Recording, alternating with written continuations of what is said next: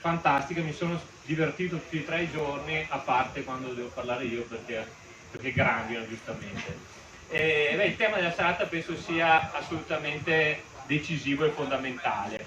Cioè, il rapporto tra la qualità del giornalismo che crea alla fine una opinione pubblica di qualità dalla quale dipende poi effettivamente la qualità della democrazia. Quindi stasera ci interroghiamo su questo. Sapete che Marx diceva che le idee dominanti sono sempre le idee della classe dominante e quindi bisogna sempre creare una controinformazione. Un tempo lo facevano i partiti e i giornali, ma anche nella tradizione liberale, pensiamo a Montesquieu, si spiega come una società complessa funziona solo se si evita che ci sia una concentrazione del potere, e per evitare la concentrazione del potere serve solo un altro potere. In questo caso, in questo senso, il giornalismo deve necessariamente vagliare, controllare, manifestare le contraddizioni del potere stesso.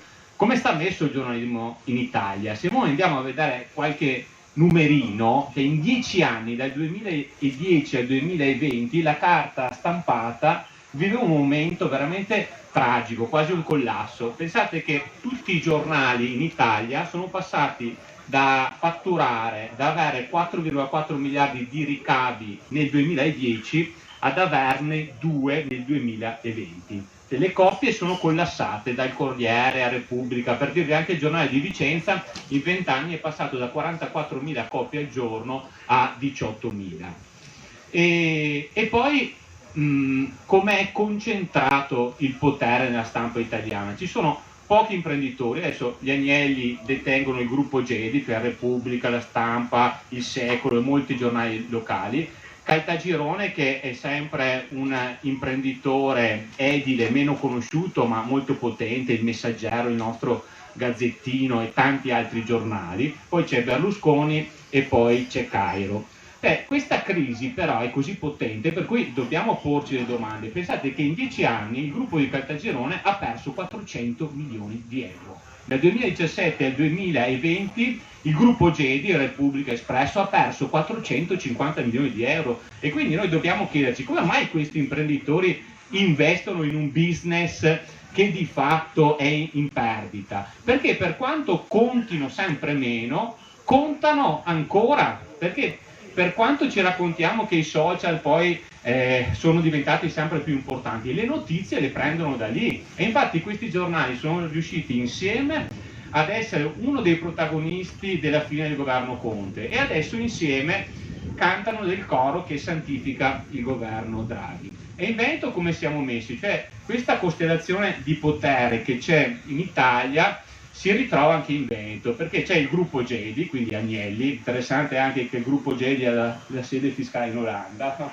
E che di fatto governa il Mattino di Padova, il Corriere delle Prealpi, poi c'è la Nuova Venezia, la Tribuna di Treviso, e poi c'è il Gazzettino che è di Caltagirone, che è un po' l'house organ di Zaia, e poi c'è un'anomalia, sia l'Arena di Verona che, ahimè, il nostro giornale di Vicenza sono di proprietà della Confindustria. Allora, pensate bene cosa vuol dire questo, no? Se noi partiamo da una premessa che non è empirica ma logica, cioè è evidente che io non scriverò mai contro il mio editore, tant'è vero che Gad Lerner se n'è andato da Repubblica quando è stata comprata dagli Agnelli, è andato al fatto, no? Però qual è l'editore del giornale di Vicenza? Cioè, l'editore del giornale di Vicenza non è Agnelli, contro cui non posso scrivere, non è Cairo, contro cui non posso scrivere, ma è di fatto la Confindustria Vicentina, quindi tutti i potenti, tutte le industrie che contano nella provincia, e questo pone dei problemi e tu forse ne hai trovato qualcuno quando ti sei occupato di banche popolari. Cioè, pensate che noi ad un certo punto abbiamo avuto la vicenda del fallimento delle banche, la Banca Popolare di Vicentina e 118.000 azionisti hanno perso parte di tutto il patrimonio e c'era questo strano conflitto di interessi perché Zigliotto, presidente di Confindustria, di fatto era l'editore del giornale di Vicenza, era dentro il CDA della Banca Popolare, no? E contemporaneamente quindi gestiva l'informazione. Allora, pensate che allora direttore del giornale era Gervasutti. Siccome lo hanno criticato per aver raccontato in ritardo, qualche volta non aver raccontato subito quello che accadeva, lui un giorno dice questa cosa, la cito letteralmente per non avere poi problemi. Noi riportiamo, tra virgolette, l'opinione della banca, questo è il nostro mestiere, non possiamo avere strumenti di controllo. Cioè, capite che in questa definizione, di fatto, il giornale esce da ogni forma di autonomia e di fatto nega di essere un giornale per autodefinirsi un ufficio stampa della banca a questo punto, no? E in Veneto che cosa sta accadendo nell'ultimo anno e mezzo? Accade qualcosa di interessante. Voi pensate che viviamo in una regione dove il presidente Zaia da un anno e mezzo fa una conferenza stampa fiume di un'ora e mezza a mezzogiorno che viene ripresa da tutte le televisioni. Cioè Zaia, in un'epoca post-ideologica dove conta molto suscitare una corrente di simpatia, di fatto è diventato lo zio buono. Cioè, a metà di questa estate, no? Voglio dire, quando questo dovrebbe servire, potrebbero farla altri a dare i numeri della pandemia. Cioè Zaia ha portato delle uova in conferenza stampa e si è messo a dire: un anno e mezzo fa dei bambini mi hanno regalato delle uova, queste uova le ho fatte covare, sono nate le galline, poi è nato un gallo che io stesso ho contribuito a far crescere, no? E oggi, un anno, 6 mesi, queste galline hanno fatto delle uova e io le porto qua per ringraziare i bambini. Questo è il momento più felice di un anno e mezzo di carriera politica. Ma allora, questo che fa ridere, no, sembra comico, ma è tragicomico, no? Perché i giornali si sono prestati in un anno e mezzo, non so se ne avete fatto caso, a pubblicare in continuazione lettere con i cuoricini dei bambini. Cioè questo è culto della personalità. Quindi i giornali raccontano questo, cioè decidono cosa raccontare e raccontano dei bambini che divinizzano il presidente del Consiglio regionale, ma poi possono anche decidere magari non proprio di occultare, ma di sminuire una notizia. Vi faccio un esempio. A marzo di quest'anno il Corriere del Veneto pubblica una ricerca dell'Università di Padova, ma lo fa scritta in piccola in una pagina interna. Questa ricerca diceva che hanno scoperto che il Covid è stato più terribile e letale laddove c'era un parametro, cioè non c'erano medici di base. E si scopre che il Veneto è la seconda peggiore regione in Italia per presenza di medici di base e la regione peggiore è la Lombardia. Ma ci rendiamo conto? Cioè, non ci hanno raccontato da anni che noi avevamo una medicina del territorio d'eccellenza. Una notizia così doveva essere da prima pagina di tutti i giornali veneti. Ma come? Questo è interessante dal punto di vista giornalistico. I giornali veneti raccontano da sempre che siamo l'eccellenza. I giornali nazionali, dopo tutti questi tagli, perché passare da 4,4 miliardi di ricavi a 2 vuol dire che hai licenziato giornalisti, non hai più tempo per investire in grandi inchieste, che cosa fanno? Riprendono le notizie di questi giornali e allora viviamo in una condizione in cui ci hanno raccontato che siamo più bravi di tutti e poi uno studio dimostra invece che il 49,7% dei medici di base del Veneto sono massimalisti. Concludo questa introduzione dicendo che Procaccianti, che vediamo lì, no, in esilio, nel suo esilio romano, ha fatto questa grande inchiesta sulla seconda ondata in Veneto. E come è stata raccontata poi questa inchiesta dai giornali? No? Questa inchiesta ha raccontato come il Veneto di fatto sia stato il peggiore a gestire la seconda ondata e l'ha fatto in maniera veramente efficace. Interessante che un'inchiesta profonda sulla gestione della seconda ondata in Veneto venga da un giornalista di Report che lavora fuori dal Veneto, anche questo è sintomatico.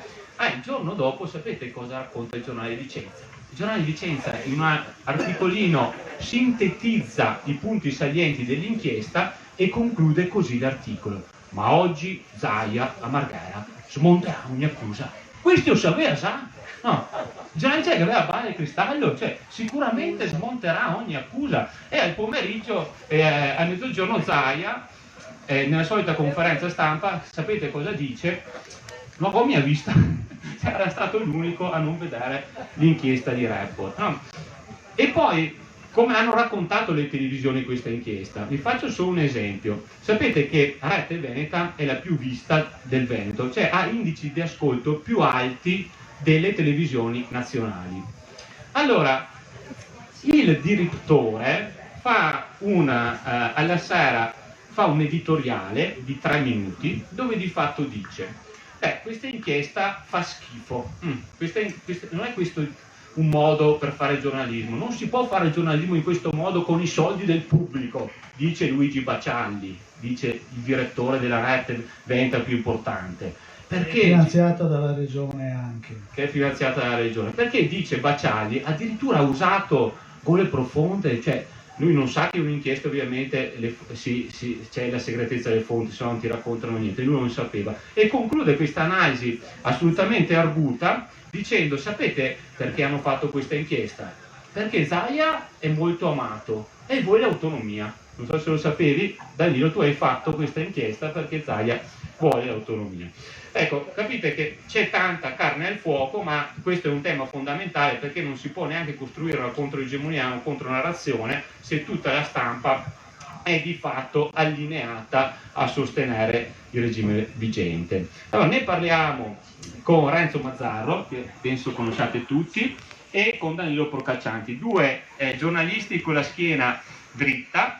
Renzo scrive dal 1986 in Veneto, ha pubblicato libri straordinari, Padroni del Veneto, che raccontano l'universo Galan in maniera profetica, visto che poi molti sono finiti in carcere. Poi racconta il Mose nel 2015 con Veneto anno zero, il più grande scandalo di corruzione in Europa negli ultimi 20 anni, 1 miliardo di tangenti su 5, ecco, per questo poi continuano a vincere. Poi ha raccontato il crollo delle banche. E Danilo Procaccianti invece è un giornalista di Report, purtroppo all'ultimo momento non è potuto essere qui in presenza, si è occupato di corruzione, si è occupato di inchieste sulla mafia, ha vinto molti premi e poi ha fatto appunto questa inchiesta molto bella che ha destato e ha aperto un grande dibattito. Allora partirei da Renzo. Allora, Renzo, tu scrivi di Veneto del 1986. La cosa interessante è che se voi andate a leggere i Padroni del Veneto 2012 e Veneto anno zero, questa di fatto è una raccolta di tuoi articoli del Mattino, vero? Quindi una volta questi articoli venivano pubblicati, tu scorgi un cambiamento, cioè nel senso c'è un'uniformità nella narrazione per cui anche questi giornali che un tempo criticavano il potere leghista adesso sono diventati più, come dire, difensori dello status quo. Grazie intanto e buonasera a tutti. Hai detto tu le cose che avrei dovuto dire io, cioè il giornalista vero sei tu. Hai fatto una ricostruzione tremenda di quello che è accaduto negli ultimi 10 anni. Però insomma, se io vado al 1986, quando ho cominciato a scrivere di Regione Veneto, cioè il presidente dell'epoca era Carlo Bernini, e nella sua scrivania teneva soltanto il telefono e un fogliettino. E Elia Sartori, che allora era assessore ai trasporti, si domandava come fa il presidente. Lei aveva il tavolo pieno di carte perché si occupava del piano dei trasporti della regione, lo stavano approvando e io cercavo di averlo per primo. Lei non capiva come fa il presidente, ha solo un fogliettino e un telefono. E io invece capivo benissimo come faceva, perché lei comandava le carte e lui comandava le teste. Poi lei ha capito bene il meccanismo e l'ha imparato benissimo. Oggi Luca Zaia, se fa una conferenza stampa, c'ha una selva di microfoni davanti che neanche il Presidente degli Stati Uniti ce l'ha. Ed è una situazione che viviamo tutti, cioè abbiamo visto il moltiplicarsi dei media. Oggi ci sono, quando ho cominciato io c'era nel 1978, quando è nato il Mattino di Padova, In Italia c'era solo la RAI che trasmetteva su 2 canali, il primo e il secondo, ed erano soltanto immagini in bianco e nero.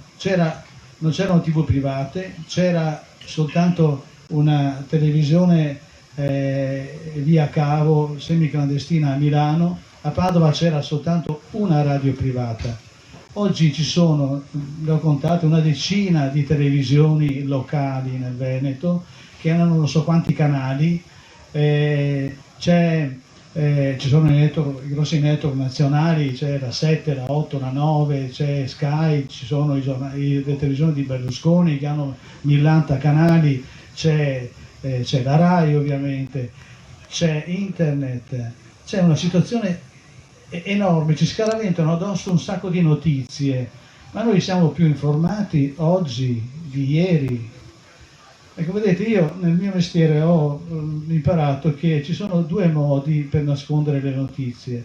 Il primo è, non te le dico, un privato può farlo, ma il pubblico, l'uomo, l'amministratore pubblico corre dei grossi rischi se lo fa, perché viene fuori subito una polemica e lui rischia di uscire con le ossa rotte. Il secondo modo è, vuoi saperlo, ti scaravento addosso l'archivio, tutte le carte, trovati la carta che ti interessa se sei capace. Ecco, noi viviamo questa seconda fase oggi, siamo travolti tutti i giorni da una quantità enorme di notizie, la maggior parte sono superficiali, moltissime sono inutili, perfino fastidiose. Tizio ha detto una roba, Caio ha risposto, Sempronia non poteva evitare di intervenire, i social rimbalzano, viene fuori una canea. Una situazione da bar. Però una volta quello che sproloquiava nei bar c'aveva sempre una voce dal fondo che gli diceva va a casa, bevi manco, non so, ho capito. Adesso invece lo stesso che sproloquia va in diretta sulla penisola e non c'è una voce che gli dica basta, fermati. Dunque questa situazione qui è chiaramente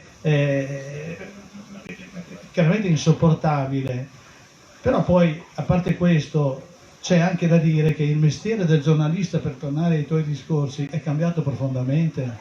Oggi nelle redazioni c'è un manipolo di uomini, non so, mi sembrano Voltapace, non so, gli ultimi dei Moicani. I giornalisti oggi non fanno più i giornalisti, fanno i tipografi, fanno i fotografi, fanno gli amministrativi, ma non fanno i giornalisti, nel senso che fare il giornalista per me è sempre stato andare, vedere, tornare a scrivere, domani leggere. Adesso magari domani no, ci legge dopo mezz'ora, però non vanno più sul posto, almeno appunto che non siano le conferenze stampa di Luca Zaia, lì vanno tutti. Dopodiché scrivono delle cose che i giornali online hanno scritto mezz'ora dopo che Luca Zaia ha parlato, ed è evidente che è una situazione insostenibile perché i professionisti stanno a fare sta roba inutile, poco utile, solo cucina, diciamo, del giornale, e sul posto chi è che mandano? I collaboratori. Allora ci sono persone che vogliono fare i giornalisti, che sono mal pagate, che scrivono a getto continuo, che non sono allenati a fare i riscontri, a incrociare le fonti, per esempio. È diventato un lusso che invece sarebbe la roba minima da fare, e questo produce un certo tipo di informazione. Poi, per tornare ai discorsi che facevi, c'è la concentrazione delle testate. Qui con la crisi tremenda che si è abbattuta, del crollo dell'evento, il crollo della pubblicità, c'è stata una ristrutturazione nei giornali, quindi licenziamenti, tagli, peraltro fatti pagare all'INPGI, all'Istituto Nazionale di Previdenza dei Giornalisti Italiani, che adesso infatti è pieno di buchi, e anche questo è tutto un discorso interno alla categoria. E la concentrazione delle testate ci rinvia a quello che sta capitando appunto nei giornali locali. Io devo dire con grande amarezza, perché insomma, per i giornali per i quali scrivo dal 1978, da quando è nato il Mattino di Padova, e cioè il Mattino di Padova, la Nuova Venezia, la Tribuna di Treviso e il Corriere delle Alpi, io non li riconosco più, non sono più quei giornali, per stare alla tua domanda Carlo, che sono stati, cioè, guardate che quando è nato il Mattino di Padova, uno dei primi direttori, Giovanni Valentini, nel 1980 si vantava di aver costretto il Gazzettino a pubblicare i comunicati di Democrazia Proletaria, non perché mi interessasse la democrazia proletaria, ma perché era la prova che si era rotto un monopolio. Questi giornali qui hanno avuto una funzione importante nel Veneto, perché nel bene e nel male hanno liberato energie, hanno consentito a tante persone che erano praticamente sconosciute, che non avevano voce, di entrare in competizione, di farsi sentire. Sono stati un elemento di crescita del Veneto, anche importante per gli stessi gruppi egemoni che hanno dovuto adattarsi, che erano egemoni allora e magari lo sono ancora adesso. Ecco, tutto questo non c'è più, io non vedo più niente di questo genere. Adesso, per stare sempre ai giornali nostri, quelli che considero nostri, perché io ci lavoro dentro, ancora anche se sono andato in pensione e ci collaboro, questi giornali adesso sono passati alla Fiat. Allora è arrivato un signore che si chiama Maurizio Molinari, il quale ci ha spiegato che la funzione importante dei giornali locali è quella di informazione, di intervento, di servizio, che era una cosa che sapevamo già, perché i giornali locali sono stati inventati in Italia da Mario Lenzi, e Mario Lenzi che ha costruito la catena dei giornali locali del gruppo Repubblica Espresso nel 1984, quando è nata la Nuova Venezia qui nel Veneto.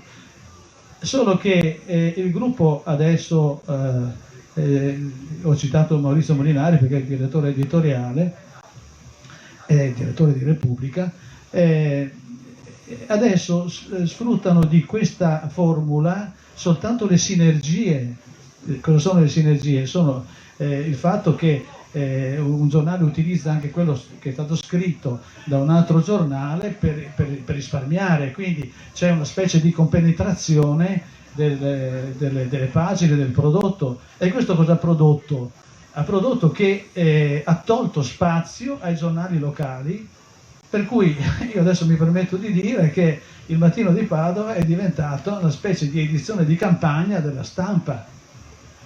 Se non parliamo del giornale di Vicenza, visto che siamo a Vicenza, l'hai già detto tu, il giornale di Vicenza non solo è monopolista, cioè c'è il monopolio da sempre, ma è di proprietà di Confindustria, dell'Associazione Industriale di Vicenza, il cui presidente stava dentro al consiglio di amministrazione della Banca Popolare di Vicenza, che è fallita, tant'è vero che è stato rinviato a giudizio. Va bene, è stato assolto, ma a parte che il PM ha fatto ricorso, e poi anche qua bisognerebbe capire come mai soltanto un componente del consiglio di amministrazione è stato rinviato a giudizio, cioè, che se c'erano delle responsabilità dovevano essere di tutto il consiglio di amministrazione. Difatti l'unica, secondo me, l'unica constatazione, anzi l'unica ammissione fatta con onestà intellettuale è quella dell'avvocato Domenichelli di Padova, che ha detto proprio questo, se ci sono delle responsabilità in capo al consiglio di amministrazione, va da sé che la responsabilità è di tutti i consiglieri, di tutti i componenti del consiglio di amministrazione, salvo che il PM l'ha pensato in modo differente e ha rinviato a giudizio solo Gigliotto, che poi è stato appunto assolto. Ma a parte la questione penale, un conto sono i reati, un conto sono gli indirizzi politici, perché come hai detto tu giustamente Carlo, è più che evidente che l'associazione industriali di Vicenza non può essere bacchettata un giorno sì e l'altro no, o l'altro pure dal giornale di cui è proprietaria. Mi pare una cosa da palissiana, non solo, non può consentirlo neanche una volta al mese e neanche una volta all'anno. Adesso ti interrompo un attimo che passiamo a Danilo e poi riprendiamo. Avevo finito. Ti ringrazio. Prima dimenticavo di dire che è un'altra cosa interessante, che Luigi Bacialli, che è il presidente di Rete Venta, è stato nominato da Zaia presidente della Filcommission, cioè la regione nomina il presidente della rete più importante della regione, che dovrebbe raccontare quello che succede, in una sua partecipata, e questo penso che deontologicamente sia una cosa veramente vergognosa.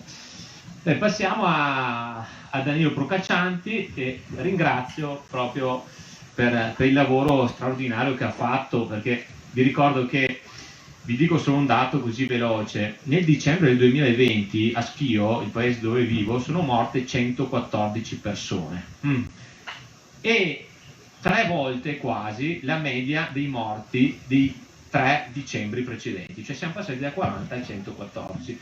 E Danilo Procaccianti ha fatto un'inchiesta veramente interessante e ha raccontato con grande attenzione quello che era successo. Però partirei con il chiederti, Danilo, come la vedi a livello nazionale? Cioè Report rimane un presidio straordinario di giornalismo d'inchiesta e proprio per questo mi sembra che sia adesso attaccato un po' da tutti, vero? Attaccato da Meloni, che l'ha chiamato spazzatura giornalistica, attaccato da Renzi, attaccato da Salvini, c'è anche una sentenza del TAR che ha fatto discutere.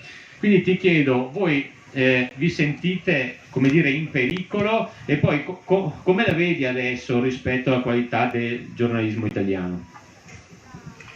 Eccoci, allora mi sentite? Sì? No, cavacca. Mi sentite? Bellissimo. Provate Prova 1, 2, mi sentite? Non puoi tirare via quel microfono lì, Carlo. Mi sentite? Prova? Si può togliere. Sì, però loro non so se... Non si può tirare via l'audio dei microfoni, quello lì. Stavo provando a vedere se facendo così, prova a parlare. Prova 1, 2, 3, mi sentite? Mi sentite? Sì, dai, sì, dai, vabbè. Io a poco. Ok, va bene, innanzitutto ringrazio gli organizzatori e mi scuso insomma, per non essere lì presente, ma insomma esigenze personali mi hanno costretto qui a Roma. Venendo subito a quello che mi hai chiesto, intanto dopo questa premessa che avete fatto sia tu che Renzo, io mi sento ancora di più in un'isola felice, insomma, perché noi fortunatamente riusciamo ancora a fare le nostre inchieste. Banalmente noi prima dell'estate ci siamo visti con Sigfrido, con il conduttore, abbiamo deciso i temi, ho proposto insomma i temi, le cose di cui mi vorrei occupare, ci mettiamo d'accordo, si parte e Sigfrido vedrà l'inchiesta poi pronta e punto, amen, cioè, le pressioni se arrivano o non arrivano, insomma di questo noi un po' ce ne freghiamo, un po' lo diamo per scontato che arrivano, ma continuiamo a fregarcene. Report sotto attacco, sì, è sotto attacco da tutte le inte, questo insomma per premettere, non abbiamo mai perso una querela a toccoferro e questo insomma è già un segnale, magari poi ne riparleremo dopo di che cosa significano queste querele. Cause che vanno avanti per decenni a volte, perché appunto dovete sapere che ormai più che la querela si usa la richiesta ad anni, che si può fare anche entro 5 anni da quando va in onda l'inchiesta, per cui a volte arrivano dopo 4 anni e mezzo, per cui tu ti devi andare a recuperare le carte di quell'inchiesta, riverificare tutto, perché lo fanno solo per metterti in difficoltà, per intimidirti, per metterti in difficoltà anche economica, e in questo insomma ribadisco di sentirmi un privilegiato, perché la RAI ha le spalle larghe, si può permettere di darci la tutela legale. Ovviamente se poi dovessimo perdere per colpa del giornalista o per dolo, la RAI può rivalere su di noi, giustamente. Finora però appunto non è successo. Però che succede? Che queste sono delle querele temerarie, cioè la maggior parte di queste querele non hanno nessun fondamento e di tutto questo la politica se ne frega. Ci sono non so quante proposte di legge in Parlamento ferme che dovrebbero in qualche modo tutelare il lavoro giornalistico rispetto a queste querele temerarie, ma la politica se ne frega, perché alla politica conviene, perché pensano di poter intimidire con questo tipo di comportamento, e se non succede con noi, nel senso che insomma noi abbiamo appunto le spalle larghe, immagino invece che succede molto con i cronisti dei giornali locali, delle tv private, che sono spesso appunto senza tutele, come diceva Renzo, sono giornalisti precari che insomma tremano solo quando vedono, come dire, la carta bollata. Per cui che cosa sta succedendo? Sta succedendo un'omologazione dell'informazione. I giornali non si occupano più di fare inchieste, non dico nulla di segreto perché l'ha rivelato Sigfrido qualche giorno fa, addirittura perché noi quando facciamo le nostre inchieste, se abbiamo degli scoop, delle cose insomma in anteprima, magari lo diamo a un giornale il giorno stesso della messa in onda per rilanciare l'inchiesta. Quest'anno per la prima volta è successo che un giornale grosso nazionale si è rifiutato di avere questa anteprima perché diceva noi di questo politico non parliamo. Quindi ecco, arrivato a questo punto insomma penso che siamo in un vicolo cieco, cioè o c'è un colpo di coda della categoria oppure appunto si va verso un'informazione sempre più omologata con giornalisti sempre più intimiditi. Per tornare al discorso delle querele, insomma, che sono il nostro pane quotidiano, leggevo insomma dei dati Istat che nell'ultimo aggiornamento del 2016 ci sono state 9.000 circa querele in Italia, il 70% sono subito state archiviate, del 30% che poi si è aperto insomma, il procedimento, solo 200 sono arrivate a condanna per il giornalista, per cui pensate da 9.000 a 200 significa che tutte queste querele sono fatte solo ed esclusivamente per intimidire il giornalista. Che cosa si può fare? Insomma, in Inghilterra per esempio chi vuole fare una querela deve depositare una cauzione, per cui se poi il giudice dice che quella è una querela temeraria tu perdi la cauzione. Immaginatevi cosa potrebbe succedere, cioè quanti farebbero poi più le querele temerarie. In Italia invece tutto questo non succede, ribadisco, la politica se ne frega, pensa che sia più comodo così tappare la bocca ai giornalisti. Per fortuna appunto, ripeto, noi siamo una riserva indiana, ci scherziamo su, anzi più è potente l'oggetto della nostra inchiesta più ci divertiamo. Quanto durerà? Questo non lo so, è ovvio che siamo in qualche modo accerchiati, anche ormai dalle autorità di garanzia come l'Agcom che ci aprono dei procedimenti per la privacy, no? Come se noi riveliamo delle mail in cui si parla di leader politici, ci dicono no, quelle privacy sono delle mail private. Cioè siamo arrivati a questo punto, oppure tu parlavi della sentenza del TAR di poco tempo fa, non entro nel merito perché adesso insomma la RAI ha deciso di fare ricorso, per cui è tutto in ballo, ma ci hanno equiparato a degli impiegati del catasto, con tutto il rispetto, il giornalista fa altro, cioè non ci possono chiedere le fonti, il nostro metodo di lavoro, il TAR, e questo la dice lunga anche su quello che vogliono fare i potenti, cioè il potente se si sente diffamato basta appunto fare una querela per diffamazione, se io ho detto il falso vengo condannato. Invece no, chiedono le fonti, si rivolgono al TAR ancora prima, cioè ma perché vuoi sapere chi mi ha dato quella notizia? Te deve interessare se è vero o se è falsa, se ti ho diffamato, un giudice ritiene che ti ho diffamato, pagherò pegno, altrimenti se zitto è ingoia. Invece quindi questo accerchiamento obiettivamente c'è, ma voglio dare una parola di ottimismo, insomma la Report c'è, ci sarà sempre e siamo abituati a lottare, anzi ci divertiamo di più. Grazie.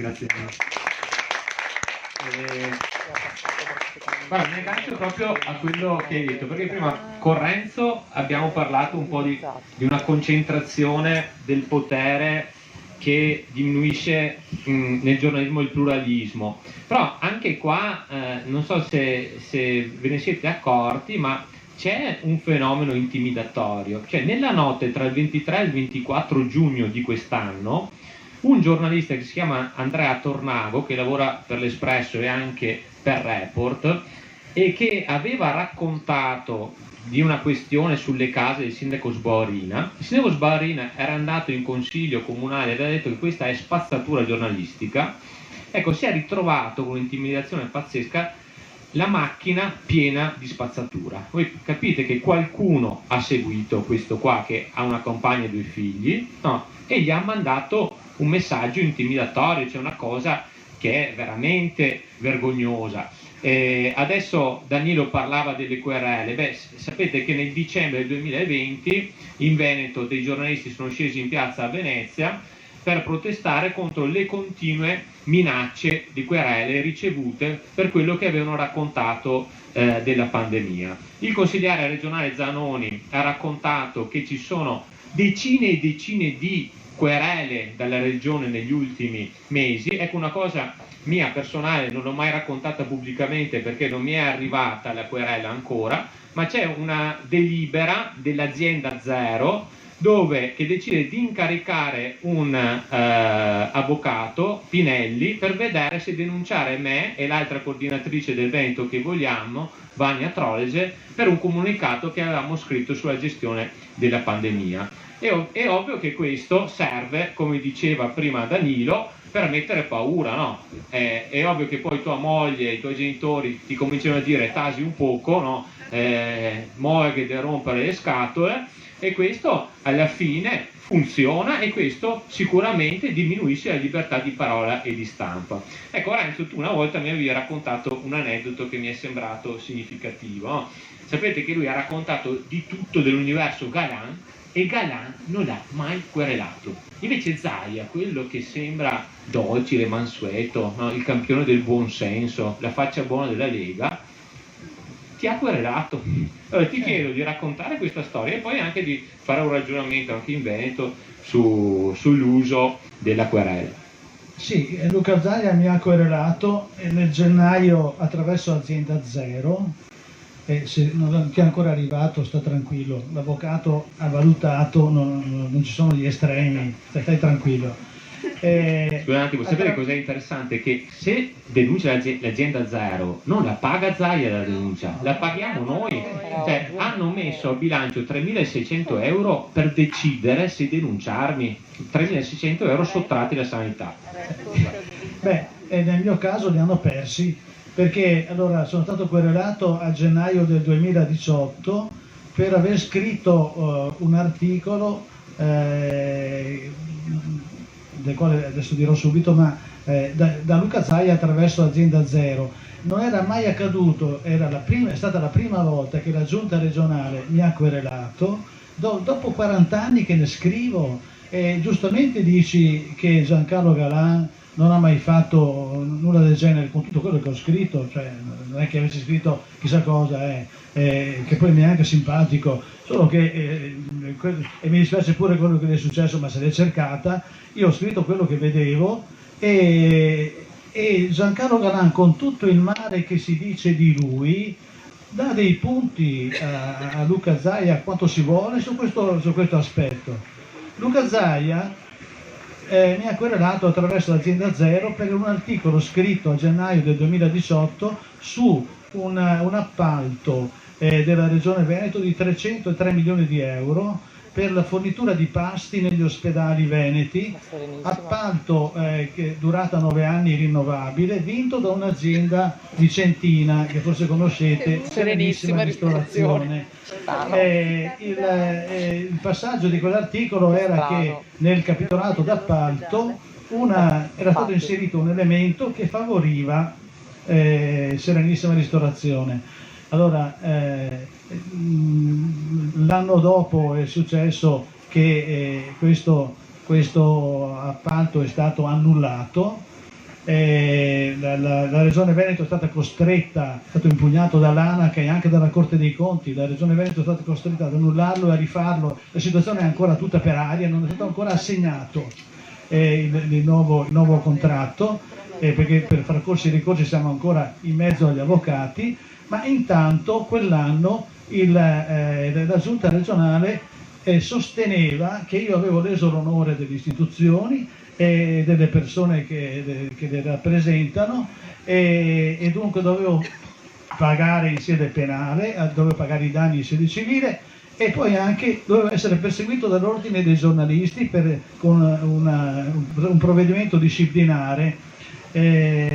L'ordine, naturalmente, che è più realista del re, è partito subito, e mi hanno chiesto delucidazioni, io le ho fornite, hanno considerato che non fossero sufficienti, e così hanno aperto il procedimento disciplinare, chiedendo che mi presentassi. Allora col mio avvocato, con l'avvocato del giornale, abbiamo detto: ma scusa, io sono già inquisito dalla magistratura, quante volte devo essere processato? Qui la procedura prevede che gli ordini professionali si bloccano finché se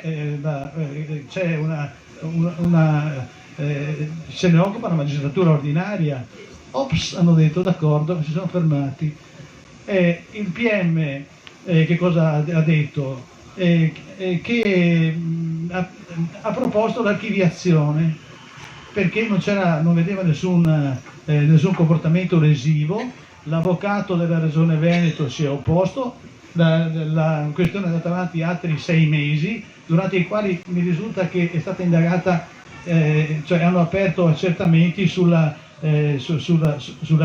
che aveva vinto, poi non so come siano finiti, e alla fine il GIP ha accolto le motivazioni del PM e ha archiviato con una motivazione che, scusate, io la voglio leggere perché è più bella della motivazione con cui l'ordine dei giornalisti mi ha dato un premio alla carriera qualche anno fa.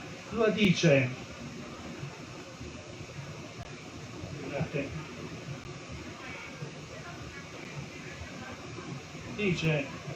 dice che il taglio critico dell'articolo ha trovato piena conferma negli accertamenti svolti dall'ANAC, dall'ente anticorruzione, le cui conclusioni sostengono numerosi punti di criticità che consentono di ritenere che l'articolo, lungi dal costituire una rappresentazione distorta della realtà con finalità diffamatorie, costituisce un esempio di giornalismo di inchiesta che non si limita a riportare i fatti, parentesi, lo si ripete, tutti veri, chiusa parentesi, ma quei fatti li interpreta e li critica in modo misurato, senza alcun eccesso e senza gratuiti attacchi alle persone e alle istituzioni. Ora io questa roba qui la metto su un quadretto a casa mia, perché questo qui è una medaglia che mi piace. Però ecco, vedete, io non sono l'unica vittima di queste denunce temerarie, che come si è rivelata essere quella di Luca Zaia, perché insomma è stato querelato anche il professor Crisanti, vi ricordate? Anche se dice no, noi non l'abbiamo querelato, dicono in giunta regionale, abbiamo solo consegnato le carte alla procura. Cosa voleva dire? Querelato, cioè, chiedete che intervenga. È stato minacciato, no? Vi ha raccontato anche Carlo Conegato, pure lui. Cioè c'è un sistema qui con il quale Luca Zaia, attraverso la querela, vuole comprimere, anzi reprimere il dissenso, anzi addirittura ce l'ha con chi lo critica. Cioè è una cosa, come dire, non so come definirla. Direi che ecco, Luca Zaia è come, c'ha sul petto quei cartelli che c'erano una volta sui tralicci della corrente: chi tocca i fili muore. Allora chi tocca Luca Zaia se la passa malissimo. E ora uno si domanda anche se questo sistema, guardate, non è che l'ha inventato Luca Zaia, è una roba che viene addirittura, il primo mi sembra è stato D'Alema negli anni 90, che ha capito che invece di fare una denuncia penale è meglio inseguire i giornalisti sul piano civile, perché sentite, se io ho fatto un reato, io ho leso l'onore di una persona, ho fatto un reato, e sarebbe giusto che fossi giudicato dal giudice penale, visto che è un reato. No, si salta il giudice penale, si va direttamente in civile e si chiedono i danni. Quindi succede addirittura paradosso, è capitato peraltro a Gian Antonio Stella su denuncia di TVA, Telemarchetta, non so se avete qui nell'orecchio, che ecco, Gian Antonio Stella è stato assolto in penale, non aveva commesso reato, condannato in civile a rifondere i danni a TVA. Perché nelle more del processo penale TVA non è stata inserita come parte lesa e quindi non c'era nessun interesse a seguire questo processo. Sono ricorsi in civile, i due processi sono camminati, come succede spesso, con binari separati, gli avvocati e i giudici non si sono parlati, e abbiamo due sentenze contraddittorie, però realmente avvenute. A me sono successe tante cose, sono stato querelato parecchie volte, vi garantisco che stare seduto sul banco dei deputati non è bello, non è comodo, non è simpatico sentire l'avvocato dall'altra parte che ti dipinge come un malavitoso, eccetera, però insomma la soddisfazione di essere stato come dire, assolto sempre non è una cosa da poco. Voglio dire anche al collega Procaccianti che trovo strano che la RAI poi si rifaccia, nel caso che tu giornalista perda la querela, si rifaccia su di te. Questo non succede nei giornali, ci mancherebbe altro. Se io perdo, purtroppo, non è che devo tirare fuori i soldi, ci mancherebbe, perché allora sarebbe, questo non accade nella carta stampata, non accade almeno nei giornali che conosco io. Sono d'accordo invece su quello che sta capitando a proposito delle querele temerarie in Parlamento, perché esistono delle proposte che oltre per esempio a depositare dei soldi, quindi una cauzione, se vuoi querelare un giornalista, deposita una cauzione, vuoi querelare, fai uno esposto in civile, una cauzione che sia pari o comunque confrontabile con quello che chiedi. C'è anche un'altra proposta che dice: se perdi e se la sentenza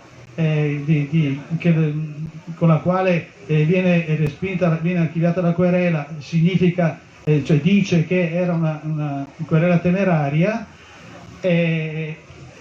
dovrai pagare metà dei soldi che chiedevi, che sarebbe un deterrente perfetto, cioè almeno le persone sono scoraggiate, i grandi gruppi continuerebbero, sarebbero scoraggiate dal fare questi interventi. Purtroppo, come diceva Procaccianti, la situazione e queste proposte giacciono in Parlamento. Grazie. Sì, siamo partiti tardi, quindi Danilo passiamo un po' alla tua esperienza in Veneto e magari torniamo con la domanda finale anche sul giornalismo italiano. Ecco, la tua inchiesta ha creato un grande dibattito in Veneto, forse perché non erano più abituati.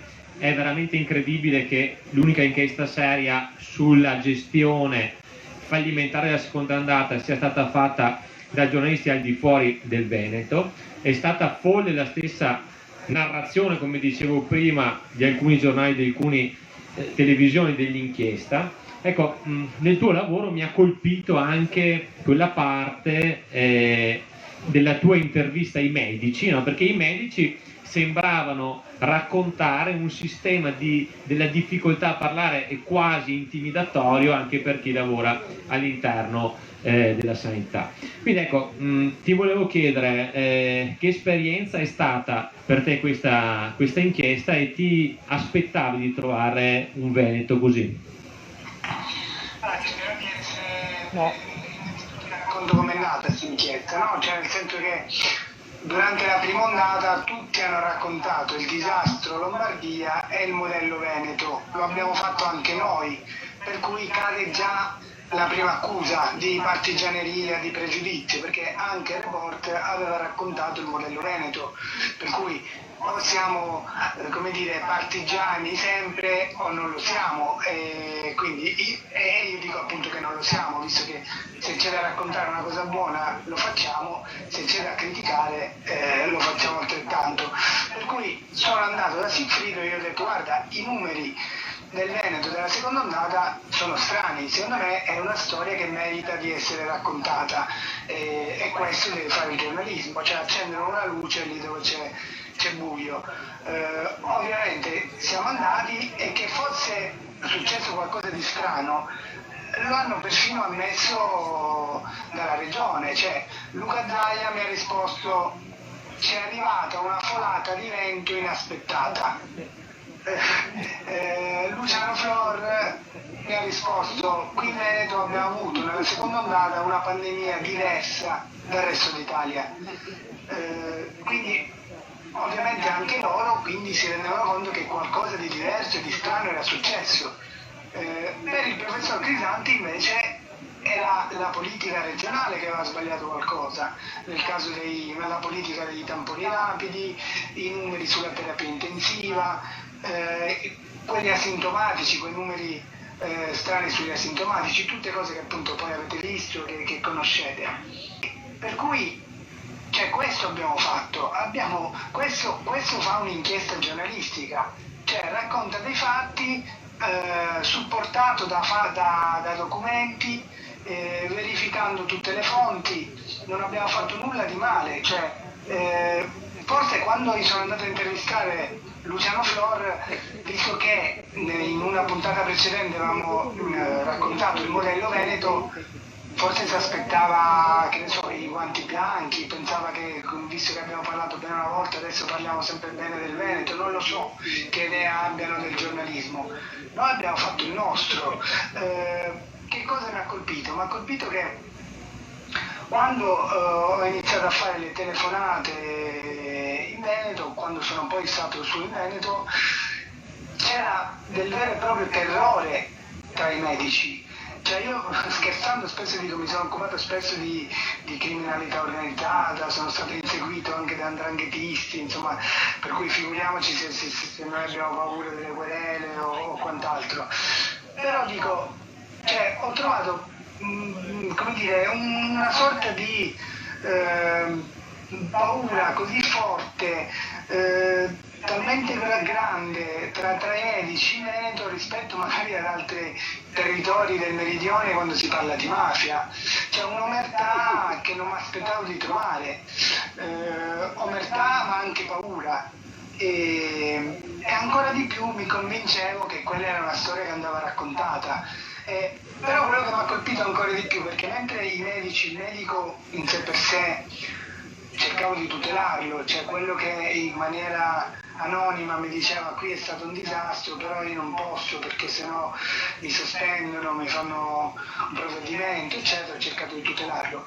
Quello che non ho accettato è il silenzio da parte di alcuni sindacati dei medici, perché quando un sindacalista dei medici ti dice io ho paura delle ritorsioni per cui non ti do l'intervista, in quel caso non ci sto, perché come dire, il sindacalista proprio da statuto dovrebbe non aver paura di ritorsioni, altrimenti quel mestiere non lo fai. Ma vi dirò di più, anche dei sindaci, cioè sindaci di qualsiasi colore politico che io ho sentito, che mi dicevano: sui numeri qui qualcosa non quadra, è troppo strano, eccetera. Quando poi gli chiedevo l'intervista dicevano sì, dopo 2 giorni arrivava la telefonata: sai, guarda, ci ho ripensato, ma poi la regione chissà come la prende, preferisco di no, preferisco non espormi.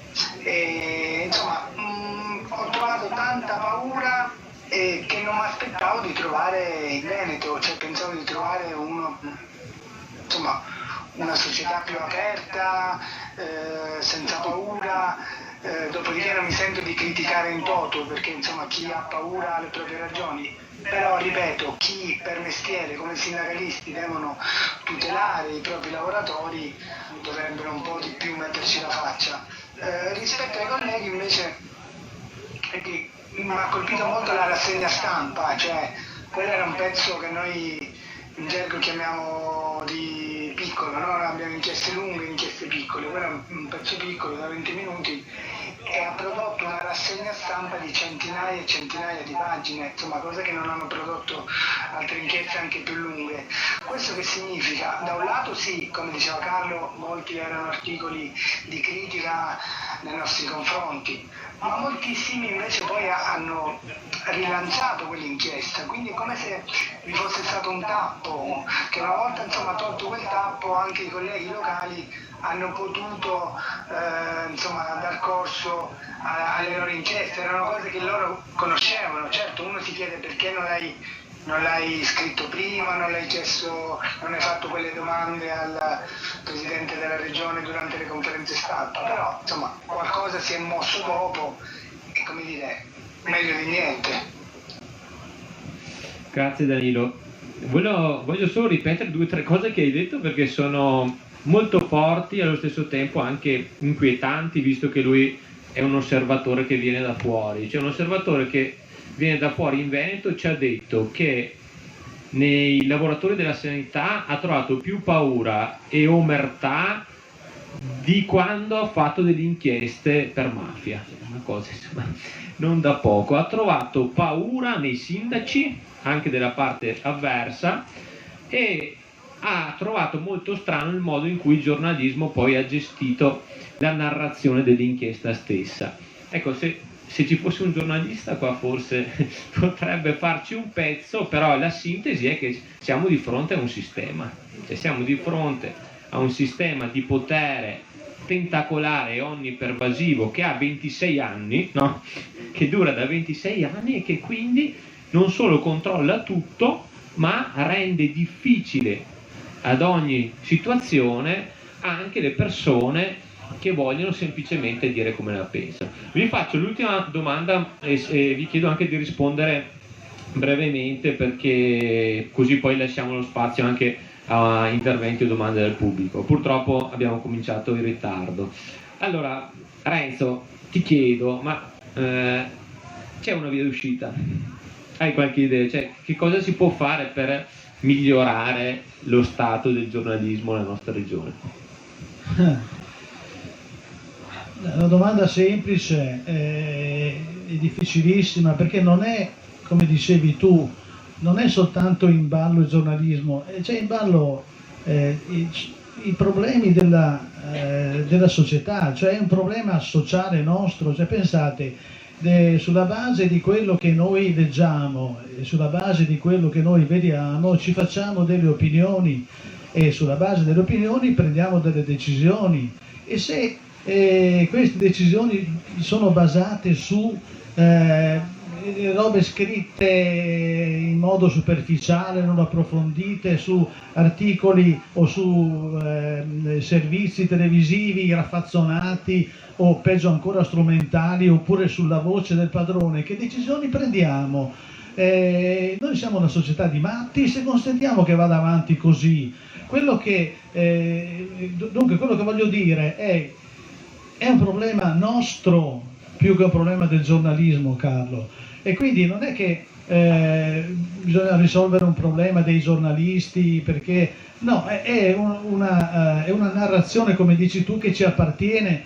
Io vedo adesso, saltando di palo in frasca, vedo tanti giovani leve nelle televisioni private, ragazzi e ragazze che girano col microfono e vanno a chiedere pareri, vogliono fare i giornalisti, ma questi giovani qui da chi imparano?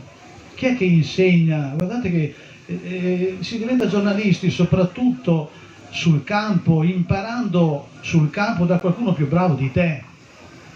E c'è qualcuno più bravo? Chi è che insegna? O sono soltanto i vari direttori di reti private che sono sempre finanziate parzialmente anche dalla regione, quindi con tutti questi annessi e connessi che diciamo che tolgono qualunque spazio di iniziativa o di indipendenza che reggono tutta questa questa informazione sulla base della quale noi appunto ci facciamo delle opinioni e prendiamo delle decisioni. Poi vorrei anche dire, tu mi chiedi come se ne viene fuori, se ne viene fuori se riesci sinteticamente, perché è tardi. Con alleanza fra lettori di giornali e giornalisti, che dice che arrivasse, vedete, i giornalisti hanno bisogno di essere anche supportati in qualche modo, non è facile vivere nelle redazioni, non è un mestiere semplice, intanto il giornalista è scomodo sempre per qualcuno, anche chi è onestamente, intellettualmente onesto, scontenta sempre qualcuno, Carlo, c'è poco da fare, e quindi ti metti, e poi bisogna approfondire, bisogna lavorare, è tutto un lavoro di approfondimento, alla fine della quale tu metti il tuo nome e a tuo rischio e pericolo. Il giornalista ha bisogno di essere seguito, bisognerebbe che le persone che trovano un giornalista e vedono come lavora, non so, gli telefonassero spesso per dirgli, dargli anche indicazioni, e bisognerebbe che i giornalisti come ordine, come il sindacato, uscissero dalle loro conventicole che servono a poco, a niente o solo a loro, e ci fosse una più apertura. Voi non sapete, non avete assolutamente idea di come nasce per esempio un articolo, che è una roba spaventosa, perché l'articolo voi lo leggete, dovrete anche sapere come viene fatto. Insomma, poi non posso neanche andare avanti, perché sennò mi togli. Ti ringrazio, poi così facciamo fare qualche domanda anche dal pubblico. Sì, anche perché del giornalismo, dei giornali, bisognerebbe che parlaste voi, non noi. No. Interessante la tua risposta, perché effettivamente tu dici il problema del giornalismo in Veneto è il problema della società veneta e della cultura veneta, che è un po' quello che diceva prima Danilo. E Danilo, velocemente, no? Due questioni rapidissime. La prima, all'inizio io citavo Gad Lerner, che ha il coraggio di andarsene da Repubblica, quindi ti chiedo se rapidamente c'è una responsabilità anche dei giornalisti, e anche te altrettanto rapidamente se hai delle idee per migliorare il giornalismo del paese. Rapidamente sulla prima domanda, sì, c'è una grande responsabilità dei giornalisti, io sono molto critico verso la mia categoria, c'è una deriva personalistica, individualistica, di spettacolarizzazione dell'informazione, molti colleghi, insomma, a molti colleghi piace diventare la notizia loro piuttosto che raccontarla, e questo non va bene, così come non va bene il tifo, cioè io sembro una suora di clausura sui social, non mi esprimo su nulla, pure le mie idee ce l'ho, però non lo faccio. Vedo molti colleghi che invece fanno il tifo per quello per quell'altro politico, e questo che significa? Fa perdere autorevolezza alla categoria. Io su questo sono molto rigido, io penso che il giornalista debba essere come il magistrato, cioè il magistrato debba parlare con le proprie sentenze, poi sì, rilasciare delle interviste, però appunto rispetto al lavoro che fa, e così il giornalista debba parlare con le proprie inchieste, non si può mettere a tifare sui social, perché sennò se io oggi scrivo viva Cunegato, poi domani come faccio a fare un'inchiesta su Cunegato? Cioè, con quale autorevolezza? E questo purtroppo è stato perso di vista da moltissimi colleghi, quindi responsabilità dei giornalisti assolutamente sì. Le prospettive, la politica deve metterci mano assolutamente, deve in qualche modo tutelare l'informazione, perché deve capire che a perdersi la democrazia, cioè questo, quel politico passano, la nostra democrazia invece è sempre più ferita, per cui bisogna mettere mano a queste leggi sulle querele temerarie, e poi insomma da parte nostra metterci la solita schiena dritta. È faticoso, è inutile nascondersi, un'inchiesta costa a livello sia economico che di fatica, perché tu spesso lavori su delle carte che magari fra 6 mesi ti accorgi che non portano a nulla. Questo appunto, vista la crisi dell'editoria, come dicevi tu all'inizio, è sempre più infrequente, per cui insomma prospettiva, mi sento di essere poco ottimista, però insomma in qualche modo si può fare. Grazie Danilo. Ecco, adesso se qualcuno di voi vuole fare una domanda o un intervento, vieni qua.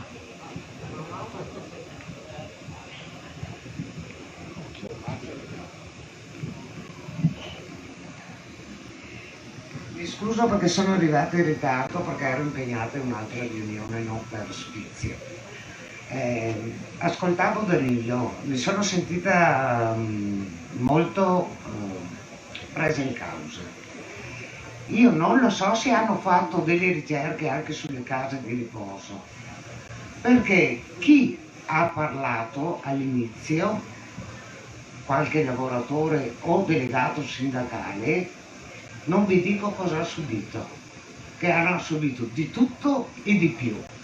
C'erano ordini scritti, comunicati emessi dall'RSA, eccetera, in cui dicevano chiaramente che non potevano dire nulla all'esterno di quello che succedeva, pena sanzione disciplinare e la perdita del posto di lavoro, perché loro sono dipendenti pubblici e non possono parlare male della loro azienda, perché dire la verità e dire quello che succedeva voleva dire denigrare l'azienda, e questo è una violazione di contratto. Per cui chi ha parlato, ha fatto 2 righe durante una manifestazione, per cui è stato intervistato, poi c'è stato l'articoletto di quello che ha detto il lavoratore e 4 pagine delle risposte dell'azienda, per cui erano tutti spaventati. Non parlano perché sono minacciati. Almeno chiediamo se sono minacciati, perché il resto non parlerà. Grazie, se Danilo vuoi dire qualcosa? Sì, assolutamente sì, anche i lavoratori dell'RSA che ho sentito, il clima era questo, insomma, né più né meno, tutto quello che ci siamo detti prima. Ok, voglio dire anch'io qualcosa, perché è vero, cioè, trovo, forse tu hai detto allucinante in qualche modo, il confronto fra le minacce che Danilo Procaccianti ha subito per pezzi o comunque inchieste fatte sulla malavita e soprattutto meridionale mi pareva, e sulla mafia e le pressioni qui e le minacce qui. Però guardate, adesso mi cito, io quando ho presentato una volta I padroni del Veneto, che è uscito nel 2012, mi sembra che fosse Rosà, comunque in un'assemblea molto affollata, si alza uno in fondo e dice voi sapete che questo giornalista qui chi è? Se fossimo in Calabria o in Sicilia lui sarebbe dentro a una colonna dell'autostrada. Io ho detto ma dai, nel Veneto non ti uccidono, ti soffocano. Questo qui è il punto, per cui trovo normale che le persone abbiano la stessa paura che esiste in tutti quei posti dove dominano chiaramente gruppi mafiosi o gruppi malavitosi, perché lì rischi la vita. Qui lo stesso, rischi il posto di lavoro, ti uccide, ti soffocano, ti tolgono il lavoro e tu sei morto. Se sei un medico che ha 40-50 anni, dove vai? Lavori in ospedale. È una cosa assurda quello che sta capitando. Per esempio, che venga Report qui nel Veneto e faccia voi non so se l'avete visto quel servizio, guardatelo, che è una roba favolosa, è pieno di punti di domanda che il giornalismo veneto non ha avuto il coraggio di andare ad approfondire. Per esempio, non so, anche delle cose laterali, tipo 2 primari dell'ospedale di Padova che dicono di aver subito pressioni e da chi? Dal loro direttore generale, il quale poi salta fuori con quella roba fuori onda che è pazzesca, che dice, insomma, fra cazzo qui, cazzo là tra l'altro, dice quello che è chiaro che non potevo dire, dare i dati, perché sennò la società produttrice dei tamponi ci avrebbe fatto causa. Ma come? Se si rivelavano tamponi fasoli eri tu che dovevi fare causa, tu, peraltro tu non sei tu, siamo noi, cioè tu sei per conto nostro a fare il direttore generale. Cioè queste robe assurde non sono mai state approfondite. Che rapporti ci sono per esempio fra i direttori generali e i primari e le articolazioni varie nella sanità? Il giornalismo veneto dovrebbe interrogarsi, perché questo è solo uno dei punti di domanda che il servizio di Report ha lasciato sospeso per aria sul Veneto. Io non ho visto niente. Cioè io trovo altro che responsabilità del giornalismo. Qui siamo, non lo so, siamo all'anno zero, per citare poi il titolo di un altro libro, e nel confronto per esempio con la Lombardia. Voi dovete domandarvi come mai in Lombardia il presidente della regione Fontana è stato sbugiardato e qui invece nel Veneto non è successo. Io non vorrei che fosse, anzi io sono sicuro che è per merito o colpa dei media. Va bene che Milano è una capitale e noi siamo periferia, siamo provincia. Venezia, cosa volete, è un villaggio, si conoscono tutti. E dunque a Milano ci sono capacità, mezzi e comunque media più articolati e più potenti, però noi nel Veneto abbiamo fatto zero, abbiamo soltanto, ecco, soprattutto le televisioni ma anche i giornali sono esattamente come quella persona che sta alle spalle di Luca Zaia e parla col linguaggio dei sordomuti, anzi bisogna dire col linguaggio dei segni, perché sordomuti è una parola vietata adesso. E dunque fanno solo da altoparlante della voce del padrone, e questo è, ed è una roba assurda, perché la voce del padrone va subito in onda, Luca Zaia finisce di parlare alle 2 e alle 2:15, alle 2:30 ci sono già i giornali online che hanno già quello che dice, che ha detto. Perché i giornali 24 ore dopo scrivono la stessa cosa? Ma è assurdo! Scriverai qualcosa di diverso, nel senso che approfondirai quello che hai sentito, troverai degli altri elementi interessanti, se no che giornalista sei?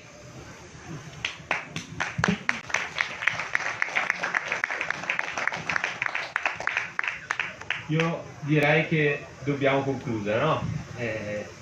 Vabbè, dai, velocemente.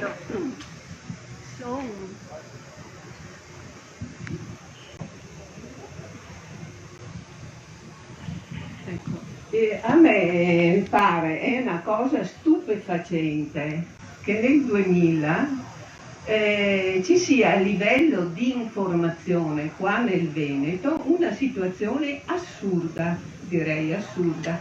Io da anni seguo la vicenda un pochino di servizi, sanità e mi sono scontrata con il potere sanitario. E consto che proprio c'è un assoluto, come non si riesce qua nel Veneto ad approfondire i problemi proprio, e questo adesso è sempre credo più evidente nel campo dell'informazione, che l'informazione è completamente lontana, staccata dalla realtà del Veneto, l'informazione qua in Veneto. Si assiste a un'informazione di immagine, di superficie, diffusa, incontrollata, c'è il potere, la controlla, e la realtà che è veramente ignorata.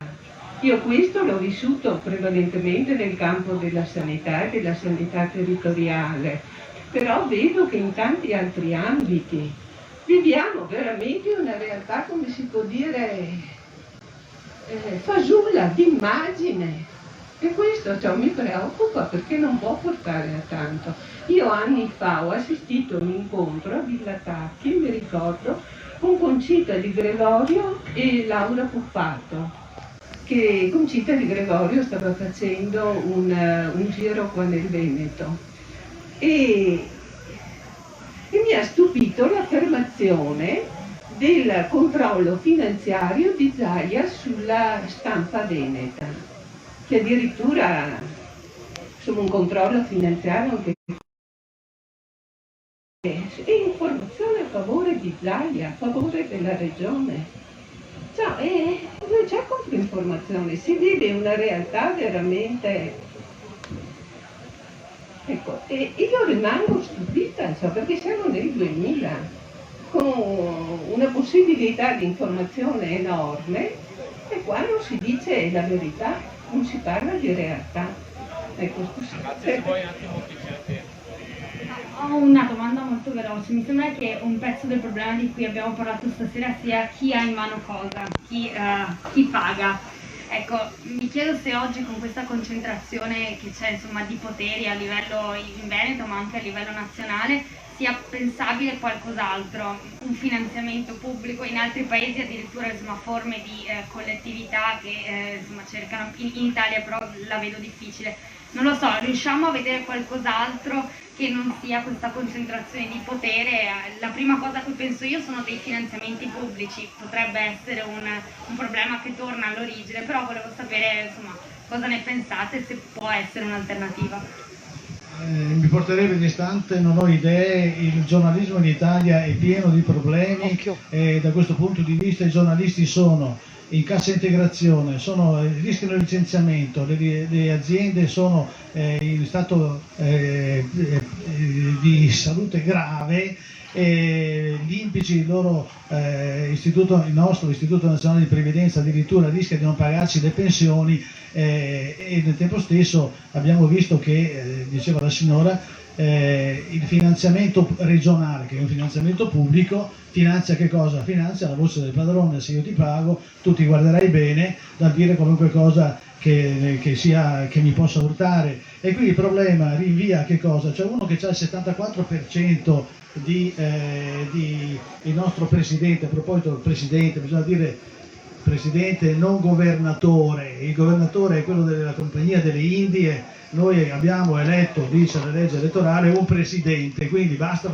dire governatori, i governatori in Italia non esistono, ci sono presidenti di regione, il presidente di regione che ha il 74% di consensi, come dicevo prima, c'è scritto qui chi tocca i fili, chi tocca Zaia muore. Ma questo rinvia anche al fatto, una roba del DNA dei Veneti, cioè consideriamo i Veneti sono una regione naturalmente di centrodestra per ragioni storiche ancestrali, come succede in Emilia Romagna e in Toscana che sono naturalmente di centrosinistra. Io con Giancarlo Galan scommettevo che se lui andava a farsi candidare nel centrosinistra di Toscana e chiamavamo Rossi e lo candidavamo con Forza Italia qui nel Veneto, le elezioni sarebbero andate uguali.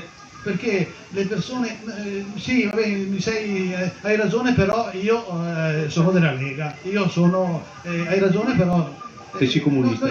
Noi siamo tesi comunista, cioè così, e questo rinvia giustamente alle responsabilità dell'opposizione. Esiste un'opposizione, ma comunque quelli che perdono le elezioni vogliono perdere anche la volta successiva. È successo così nel Veneto, Cacciari nel 2000 e poi se n'è andato dopo nel 2002, Massimo Carraro nel 2005 ha fatto il 42% e poi se n'è andato subito, è tutto così, cioè avete voglia, dico in generale, mica te, ma comunque ai partiti di opposizione, avete voglia di investire o vi sta bene controllare il lato B del potere, perché questo è poi fare le questioni spartitorie, questo è quello che sta capitando da 20 anni qui, quindi lo vedono tutti. Grazie. Danilo, una battuta tu?